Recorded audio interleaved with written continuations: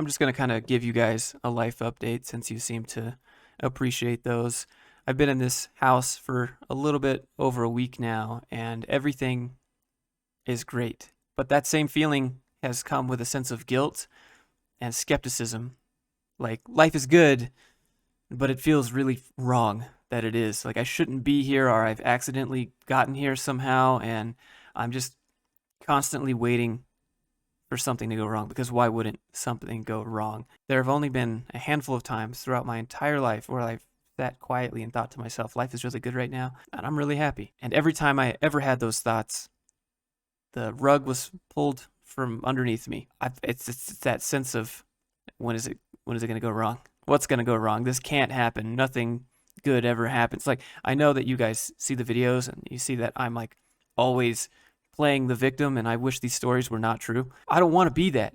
I want everything to go right, and I do my best to make things go that way and to treat other people well and be a good person. But I've been burned too many times doing that, and believe me, I've learned my lesson now. So this is the first time in a long time that I've just had a sustained sense of there's nothing really wrong right now. I have friends moving from out of state into this state close by.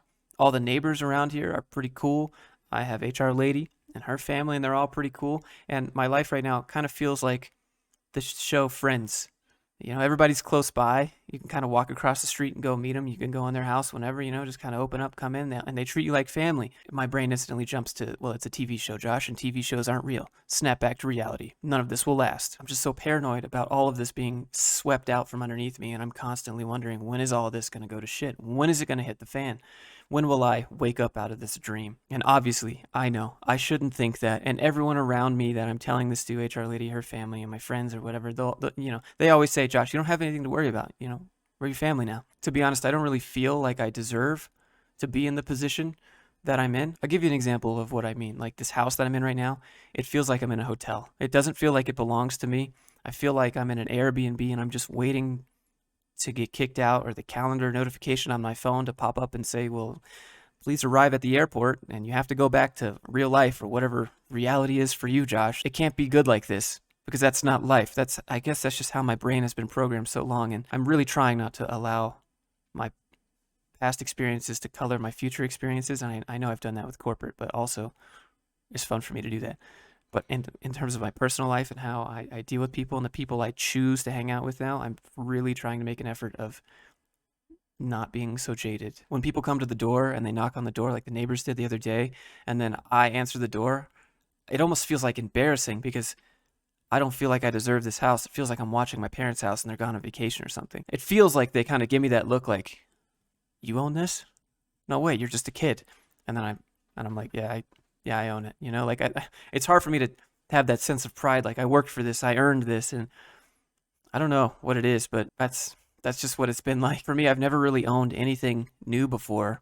I've never owned a brand new car before. I don't buy the brand name stuff at the store. I buy used if I can. I buy off brand if I can. There's only a few certain things in life that I will splurge on. Generally, I don't buy new. I try not to do that. I try to save my money and kind of live low key. And you're probably thinking, well, you see that monitor? Look at this house. Look at all this stuff. And it takes a lot for me to be able to embrace that. Be like, look at what I have. I did the math on this house and where I live now, and I came to the conclusion that it's actually almost the exact same cost of living. Actually, slightly cheaper for me to live in a brand new house than it is for me to live in a house that was built in the 1930s with a much smaller lot and a much busier town. And so that's one of the only reasons that I live here. There's this phrase I always remember when things are going good in life, and it's, if things are good, keep your head down, and when things are bad, keep your head up. And that's kind of what I feel like I have to do right now. That's why I've been putting out videos every single day, because life is good, so you should be working and making a buffer so that if something ever happens, you won't be homeless, because again, I guess that goes back to my fear. Now, having said that, I'm kind of at a crossroads with my channel in terms of content. And I know I've talked about this a little bit before in another video and on live streams, but it's clear to me that a majority of you guys like my life videos, and I want to show more of that, but I'm hesitant to do it because, to be frank, I'm not a millionaire. I don't think that I live a lifestyle that lends itself to being lived through vicariously. It's not like my life is not like Casey Neistat. It's not a rich influencer's lifestyle. You won't see me hanging off of a helicopter rope at the start of a video. I don't own a Lamborghini. I've never ridden first class on an airplane. But lately I've been kind of thinking more about this to myself, and I've been kind of reconsidering it. And I thought, you know what, Josh, maybe they're just interested in you and your life and what you have to say because you're relatable. And that's something that has been really odd for me. I've had to ponder that quite a bit. I've had to, like, someone's interested in me and what I'm doing and my interests. Like, it's always been, what could you get out of me type deal. I don't really think that I'm special. I don't really think that I'm better than anyone else. I'm just a regular person, just like you guys. If we pass each other at the grocery store, we're the same person. So for me to feel like I'm an influencer and that I have influence, it's a strange thing to contemplate because I might be a little bit more vocal about things that other people aren't, but I don't feel better because I am. So I'm at this point where the data is really clear, and that is what you guys want to see. Obviously, drama sells the best, but that was real, and now it's over with, and I don't really have any more drama. And so I'm thinking about, will the regular stuff I do in my life that I enjoy be interesting to you guys? I don't want to be just like another vlogger, like, oh, here's my dogs, and here's my TV, and me, and look at what I have, and it's all about me. I've always tried to make content in which, after you're done watching it, you get something out of it. Whether that's a lesson about how to negotiate salary, whether that's through a skit with humor on how corporate works to make it look how outrageous it really can get sometimes. Things that you can think about while you're not watching the video that might influence your life in a positive way. And I feel like me just showing my life and how I do things doesn't add a whole lot. That sort of content to me always kind of felt like low-hanging fruit, kind of. It didn't give people something that they could learn from. It didn't add value. But I'm at that point where I think it could actually be interesting to show some of the things that I'm interested in, some of the things that I've managed to create through doing YouTube and running my own S corporation, and how I make money outside of YouTube, and the hobbies that I'm really interested in besides, well, coding was never a hobby, but the things that I actually do for fun, like motorcycles, paragliding, nature, But I feel like I'm not good enough in any of those areas to qualify to make a video talking about it. And again, this is probably just imposter syndrome for me and for you guys thinking about making channels. But you don't have to be an expert to try and help someone, as long as you don't, hurt them or show something that you're passionate about just because you think it's really cool and you want other people to be passionate about it and just, get involved. Some people around me have been like, Josh, people are interested in your life. You need to show that stuff. I mean, obviously, if you want to. And I'm like, yeah, but I'm just a regular dude. I mean, I just do regular stuff. And they're like, you're not, dude. You do YouTube. You have the freedom and flexibility to do whatever it is you want. I'm like, yeah, I mean, but they could have that too. Lately, I've started to kind of reconsider this thought process. And I've thought to myself, maybe what I consider nothing special is exactly what people want to see. And that's why they watch the channel. It's special to them. Maybe this is exactly what people are looking for, something relatable, not something so out of their reach that just doesn't even seem like real life anymore. I think me feeling this way stems from me growing up and having no one around me that really took an interest in what I was doing. So for me, at least, that's what the internet has been for. And I've realized this, that I use the internet to find people doing things that I'm interested in, because the people around me locally, parents, family, whatever, they just didn't have the same interest, or they thought it was dumb. Let me just take a second and explain the YouTuber's dilemma. I see a lot of comments that say, all of your content is the same, this is boring, do something else. And then you'll make something else. And you'll see a lot of comments that say, this isn't what I subscribed for. This is dumb. Go back to doing what you did before, or go back to doing what you're good at. And so, really, there is no winning with YouTube. You're never going to please everyone. There are some comments in there that say, we watch you for you, Josh. We're here for whatever you make. And while that is nice, and I do believe that to an extent, the data says otherwise. I post videos that people request, no one watches it. I post the videos that nobody requests and everyone watches it. And so it's kind of a balance of going back and forth of making content that your audience wants to watch and making content for yourself, because for me, at least, this is my livelihood and I have to evolve. I'll never forget this conversation that I had with CoffeeZilla a few months back. It was the first time we'd ever talked, and we spoke on the phone for like 2 hours, maybe even 3 hours. We started talking about the analytics section of YouTube and how it's basically detrimental to someone's creativity. You want to post what you want to post and what you think is fun and cool and creative, but the analytics, if it's not doing good, will often just tell you that it's crap. And so it's really hard not to feel like what you're making is garbage. But there are so many other factors that go into it. Like, was it your title? Was it your thumbnail? Was it the time of day that you posted? There are so many other things that go into it. And so the data and the analytics can be good. You can kind of know that you're doing well, but when it's bad, it is soul crushing. And over time, especially when this is your livelihood, the analytics of YouTube kind of change what you post. If you want the money and you know that's what does good, that's what you're going to post. But at the same time, you can kind of burn out from that, and you want to grow, and you want to try new things, you want to do something different, and so you do, and then those bomb. And you see your ad revenue go down, you see your watch time go down, you see yourself lose subscribers, and you're like, crap. There are very rare occasions where you can innovate and post something new and not get punished for it. As much as I wish I didn't have to follow the data and the analytics of what people want all the time, I kind of do, because it's how I pay my bills. This is the video that I posted yesterday. Normally, this video would be inside the gray bar, but it's not. It's way below the gray bar. It's like 50% below the gray bar. It's not even doing bare minimum of what my videos usually do. 10.6K less than usual.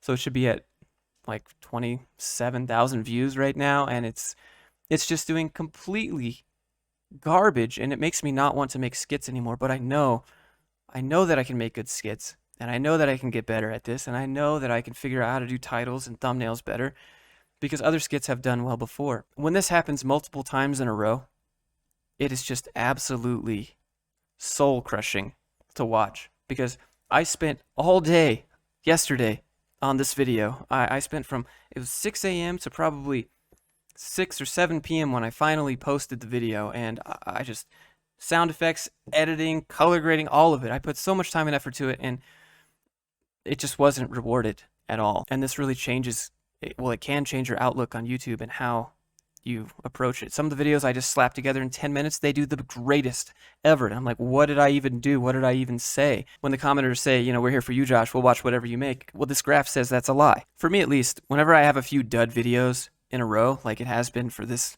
week, at least, my mind starts going into overdrive a little bit. My mind starts spinning. All I want to do is work. Everything that I enjoy in life goes out the window, because I want to make sure that I'm not going to be homeless, and I want to get myself back again. The first thing I think about is like, oh boy, am I going to become irrelevant? Are people going to stop watching me? Am I old news? Like, do I need to go back to what I'm good at? I always have to take a second and have to remind myself not every video can be a banger. You know, you're not going to be homeless. You have friends, you have family now. And the only thing that you can keep doing on YouTube is keep staying open, keep being humble, and keep trying to learn from what you're making, and put out an extremely large volume of work. That's how you get better. A majority of the time, what I see in my head and what I output in the video just doesn't match up. Maybe like 65% matches what I initially saw. And the only way to get the vision in your head and the vision on YouTube to match is just straight up volume of work. One of the ways I approach YouTube that I think has helped me the most is that I hold myself to the standards of the people that I appreciate, the people that I would take on as a mentor. I hold my video standards to their video standards, and my videos never come close. And I've just become accustomed to that feeling of my videos never hitting the mark, but still always trying to hit that mark. I constantly go for things in my life that are out of my reach, and I constantly feel like I'm never going to reach those things. And by the time I do reach those things, my goals are so much higher than that initial point that I still feel dumb and like I have no idea what I'm doing. And for me, I guess this helps keep me humble. I never feel like I'm good enough. Maybe I should have some confidence in what I'm talking about more, but I guess that's my secret weapon. But like I said, some weeks are just complete duds and they just bomb all week long. And then out of nowhere, you'll have a banger video. It's doing fantastic in the algorithm. And my thought process usually goes to, do I try and recreate this?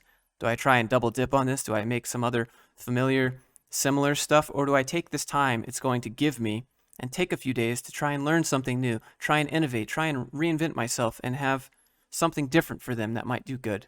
Or do I take this time and take a break from YouTube and go spend time doing the actual hobbies that I don't make videos about? Or do I do those hobbies and make videos about them and maybe see if they like that. For me, that's kind of how YouTube has worked. I always look at my successful videos and I decide what to do with that time that it gives me. And one of the hardest things, one of the absolute hardest things for me about YouTube or about anything in life is for me to know when to call the quits or for me to keep going, because right now I'm just terrible at it. Both of the scenarios look the same when you're not doing so hot in anything.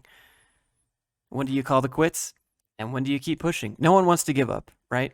But sometimes you have to cut your losses. And sometimes you want to cut your losses, but those losses are only temporary and you'll make them back 100-fold. And finding the difference between the two is impossible to see. And I walk that line every single day. I sometimes think about it in terms of instruments. If someone gives you a grand piano or a guitar, you've never played anything before, and they expect you to be a master, or you expect yourself to be a master the first time you try to play it, that would be insane. And I do that to myself when I try something new. It takes practice and it takes consistency, and eventually you will be able to play that instrument. However, sometimes that music style is just not for you, man, and you just go play something else. Play something that matches your vibe. And again, I'd say this same thing goes for anything in life. Coding, schools, jobs, degrees, whatever it is. As for YouTube, when YouTube's good, it's really good. But when it's bad, oh my God, does it feel like your life is falling apart quicker than a Nature Valley granola bar. I get it though. This is the life that I chose. It's not for the risk-averse type of people. And I'd choose it again any day over dealing with the stuff I put into my skits, which are, by the way, based on true stories that I've experienced. So I'm constantly bouncing back and forth between what works and changing it up. Most of the YouTubers that do YouTube for a living, like myself, we have to evolve. We have to, for our own sanity. YouTubers are kind of like bands. Some of the listeners like the old albums, some of the listeners like the new albums, and some of the listeners like whatever you put out. Now, some people on the channel have said, why don't you make other channels, Josh? Just make a new one and tell us to go there and post whatever you want on that channel. And the main reason is because I'm just one guy and I do everything myself. I don't have employees. I don't hire anyone. I don't take massive cuts of profit from outsourcing. I'm not the thing that we talk about in the videos. And that limits me on my time. I edit, I run the business, I do the business stuff, I do the taxes stuff, I do everything outside of YouTube in terms of business related stuff. I got real estate stuff that I manage. I'm just one dude. And I understand that limits my output, but that's why I don't do it. I might try some new stuff on the channel, and again, if it just bombs, I might consider making a new channel, making HR Lady a channel and just posting and just dealing with those channels not being monetized for some time.